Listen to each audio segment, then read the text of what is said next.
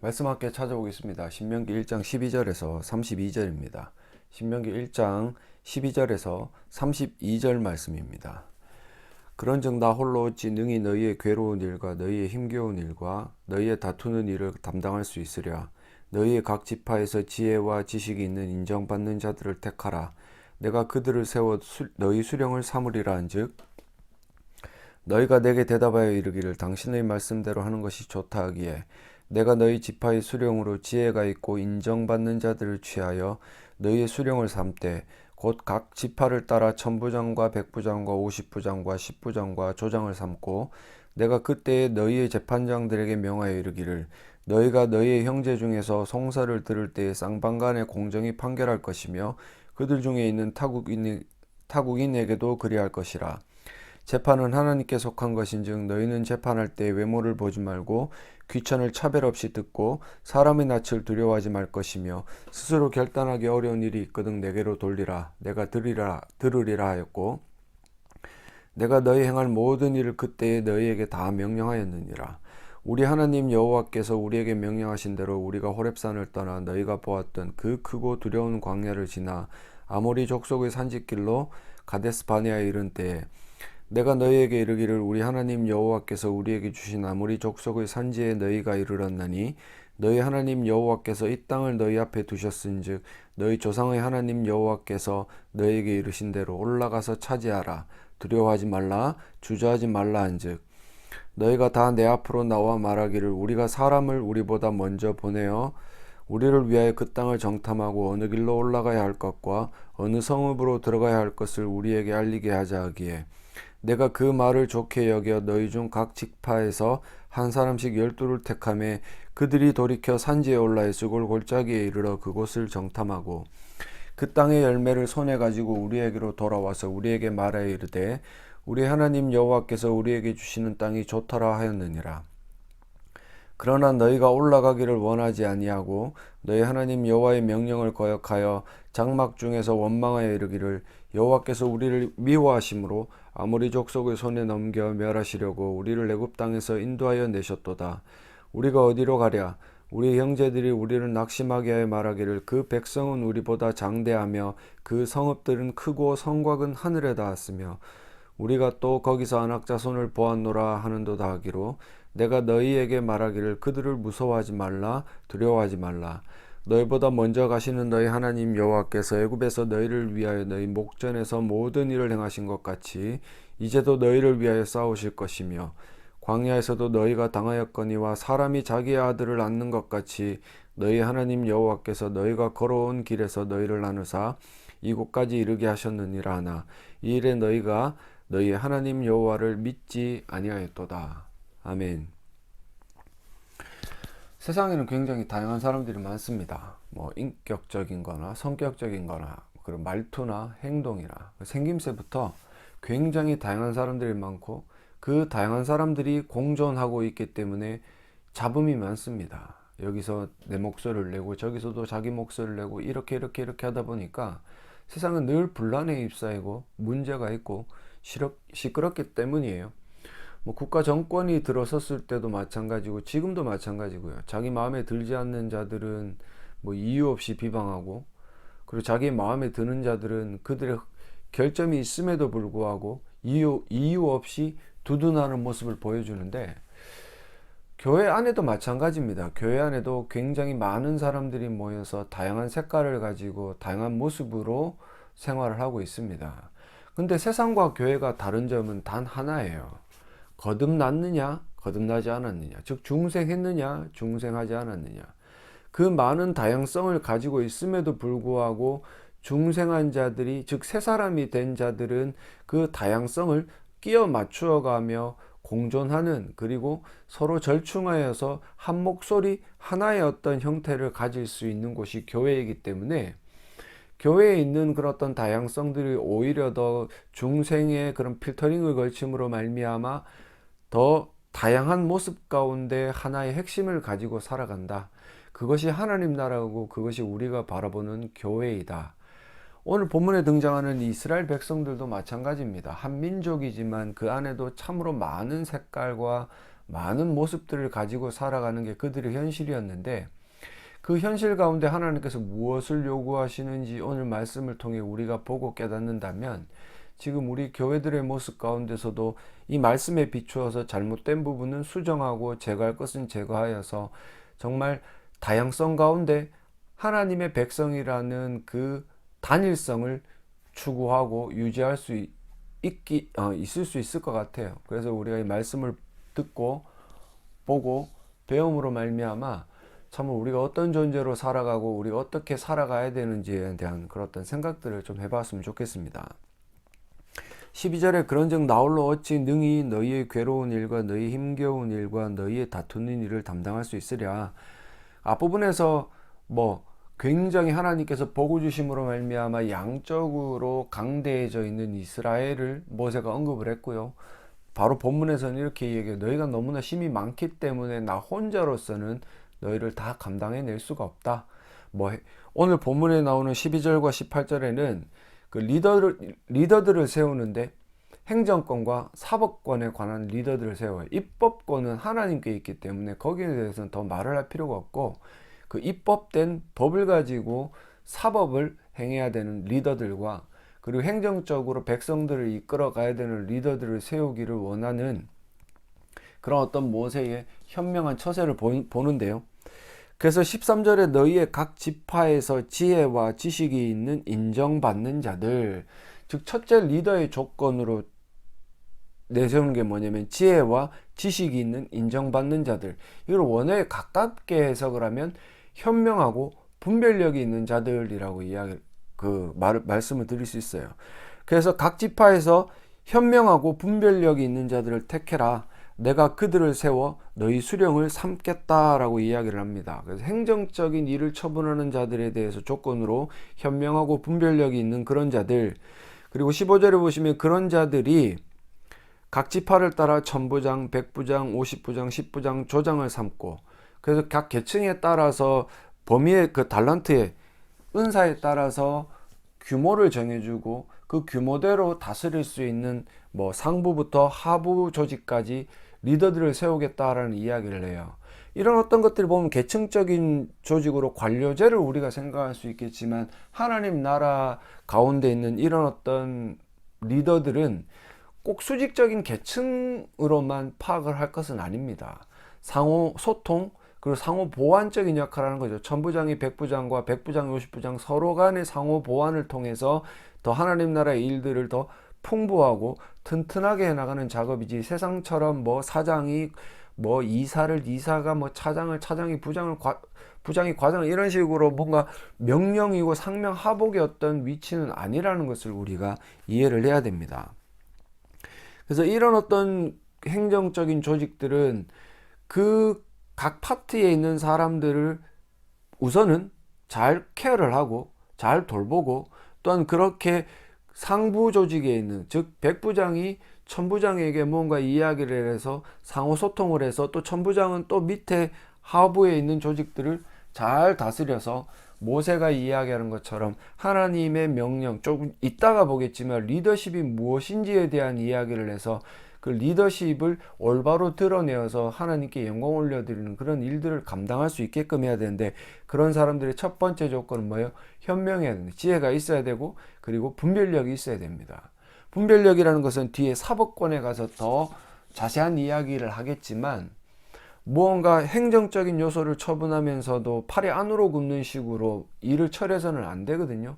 공정하고 공평하게 사람들을 케어하고 이끌어가고 하나님의 명령을 전달해서 이 모든 것들이 유기적으로 잘 돌아갈 수 있도록 하는 그 일들을 감당하기 위한 조건이다. 두 번째는 뭐냐면은 16절에 내가 그때에 너희의 재판장들에게 명하여 이르기를, 너희가 너희 형제 중에서 송사를 들 때, 어떤 문제가 발생했을 때 쌍방간에 공정히 판결할 것이며 그들 중에 있는 타국인에게도 그리할 것이라.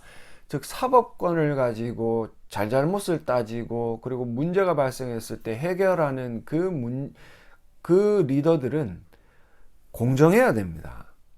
뭔가 유력한 자들에게 많은 힘을 실어주고, 저 사람이 나와 친하기 때문에 유력한 힘을 실어줘서 이 어떤 공정해야 되는, 그리고 선악간의 판결을 내야 되는데 잘못한 사람을 잘하게 만들고 잘한 사람을 또 잘못한 사람으로 만드는 그런 일들을 해서는 안 된다라는 거죠. 그런 일들은 세상에서는 일어납니다. 힘 있는 사람이 죄를 지으면 그 죄값을 치르지 않는 게 오늘날의 현실이고, 죄를 짓지 않았는데도 불구하고 억울하게 옥살이를 하는 사람이 생기는 그것이 인간 세상인데, 그런 모습들과는 정반대로 이 하나님 나라 가운데서는 공평하고 공정하게 이런 송사에 대한 판결이 이루어져야 됩니다. 왜 그러냐면 그런 재판권은 하나님께 있다. 17절에 재판은 하나님께 속한 것인즉 너희는 재판할 때 외모를 보지 말고 귀천을 차별 없이 듣고 사람의 낯을 두려워하지 말 것이며 스스로 결단하기 어려운 일이 있거든 내게로 돌리라. 즉 하나님께서 행하시는 그런 모든 일들의 근접한 모습을 가지라라고 모세는 권면을 하고 있습니다. 사무엘상 16장 7절에 보시면 여호와께서 사무엘에게 이르시되 그의 용모와 키를 보지 말라. 내가 이미 그를 버렸노라. 내가 보는 것은 사람과 같지 아니하니 사람은 외모를 보거니와 나 여호와는 중심을 보느니라.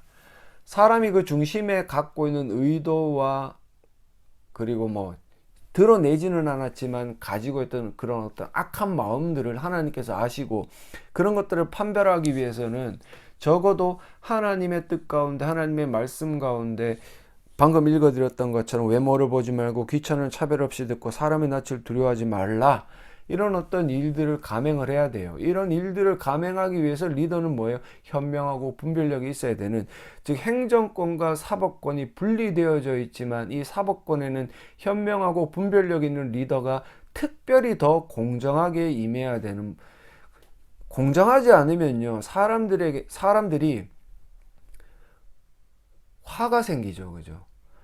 내가 억울하게 누명을 쓰면 그 마음 가운데 분노가 쌓여요. 분노가 쌓이면 이 조직이 하나가 될 수가 없고, 하나가 될 수 없다면 결국 하나님 나라, 즉 교회는 와해될 수밖에 없는 겁니다. 이런 어떤 일들이 있기 때문에 모세는 리더를 세우는 데 있어서 이런 두 가지 조건을 명기하고, 이 두 가지 조건은 행정권이나 사법권에 있는 리더들이 공히 적용이 되는 조건이다.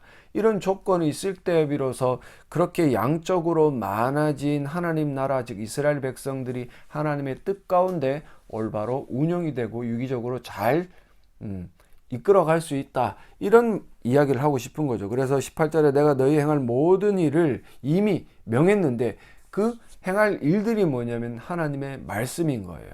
하나님의 말씀에 근거해서 그 일들을 모세가 명령을 했고, 이 리더들은 하나님의 말씀대로만 진행을 하면 되는 것이다. 그래서 뒷부분에 가면 19절에서 25절에는 리더십이 뭐냐?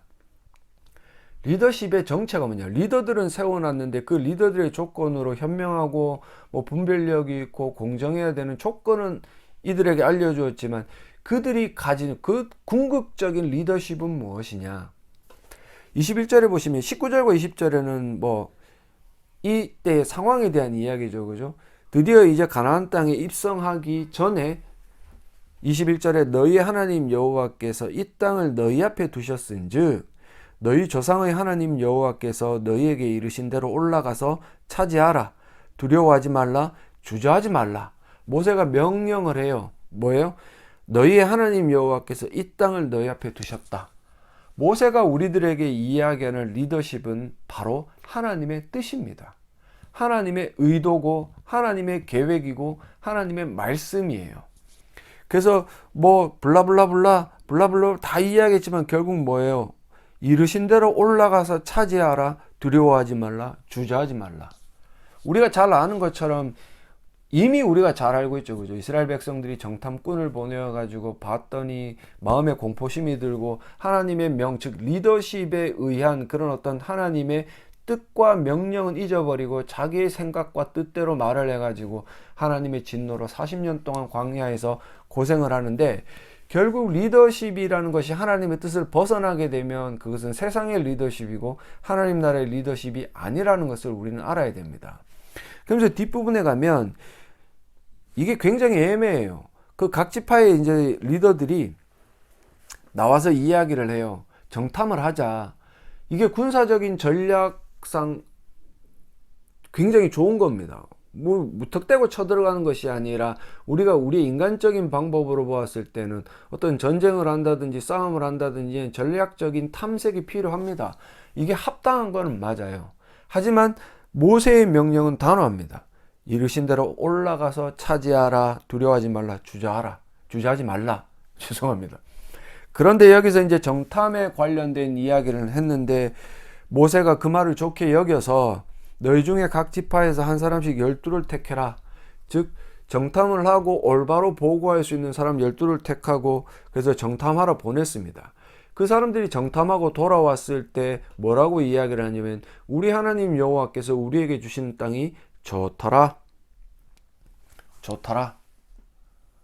그럼 끝이에요. 그럼 뭐예요? 하나님께서 막 우리가 신명기 1장 8절에 나와 있는 것처럼 내가 너희 조상 아브라함과 이삭과 야곱에게 맹세하여 그들과 그들의 후손에게 주리라 한 땅이 너희 앞에 있으니 들어가서 그 땅을 차지해라. 자기들이 보고 와서 좋아. 그럼 뭐예요? 이제는 하나님의 뜻대로 들어가서 차지하기만 하면 되는 거죠. 리더십이 올바른 리더십으로 그들에게 명령이 전해졌고 그들은 그 명령을 수행하기에 현명한 방법, 전략적인 방법을 택해서 정탐하고 와서 평가가 좋다라고 내려졌습니다. 그러면 이제 끝이에요. 게임 끝이에요. 어떤 식으로든지 간에 그들은 하나님의 뜻을 수행하기 위한 순종의 역할만 감당하면 되는데 희한하게도 그들은 26절에 뭐라고 이야기를 합니까? 그러나 라고 이야기를 합니다. 그러나 너희가 올라가기를 원하지 아니하고 너희 하나님 여호와의 명령을 거역했다.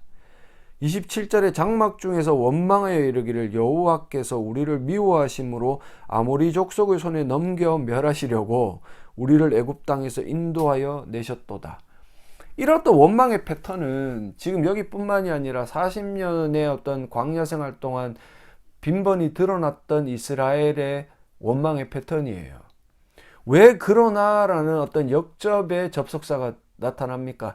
앞부분에는 하나님 나라의 리더십을 발휘했던 모세의 명령대로 약속을 이야기했습니다. 너네 하나님께서 약속하신 거야.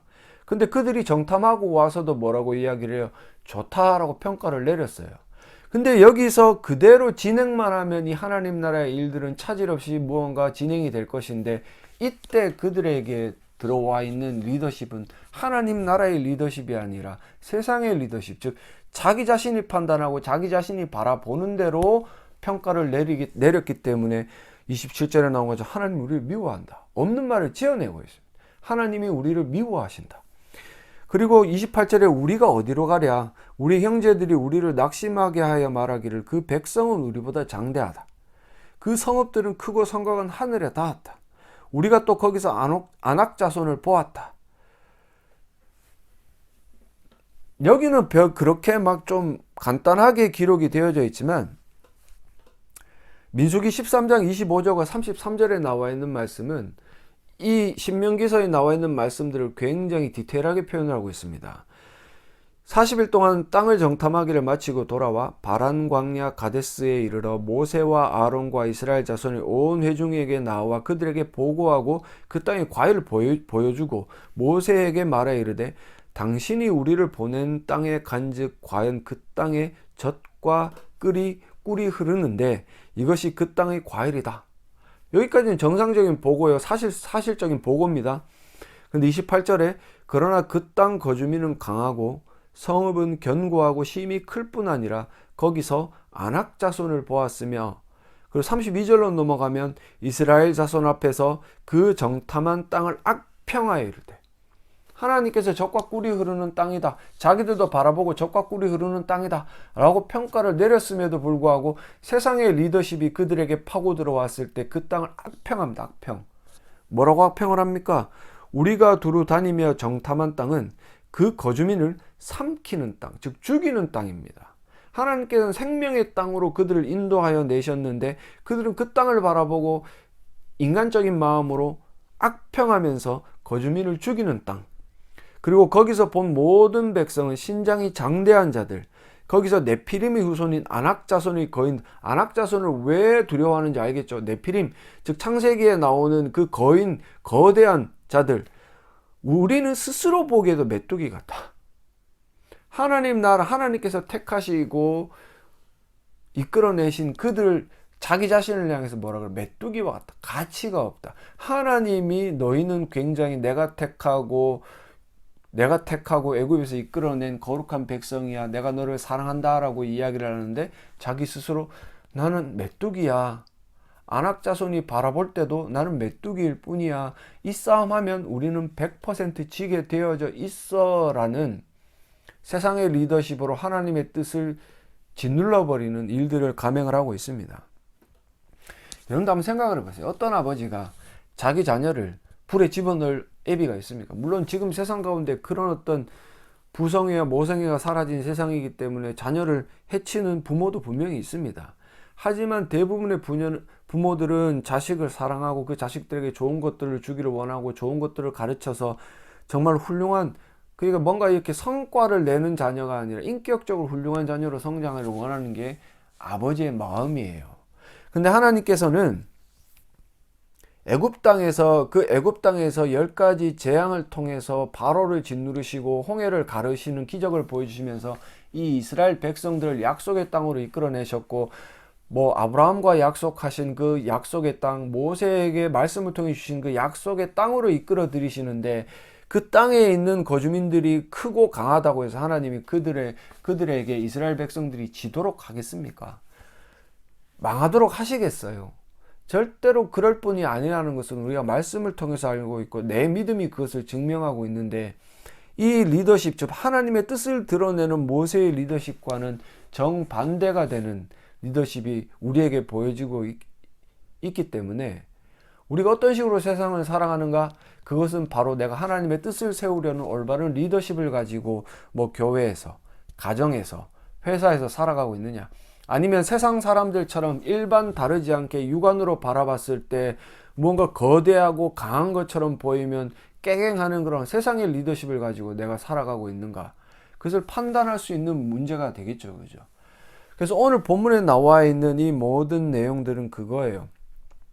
하나님 나라가 성장하면 성장할수록 그 안에는 올바른 리더십을 가진 리더들이 서야 되고, 그 리더들은 현명하고 분별력이 있어야 되고, 그리고 그들이 가지고 있는 리더십의 본질은 하나님의 뜻을 실현하기 위한 것이다.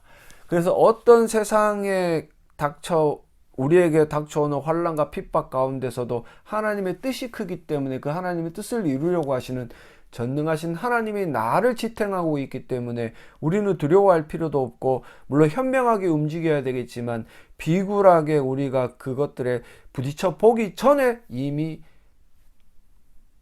포기를 한다면 그것은 우리의 실패다라는 것을 깨달으셔야 됩니다.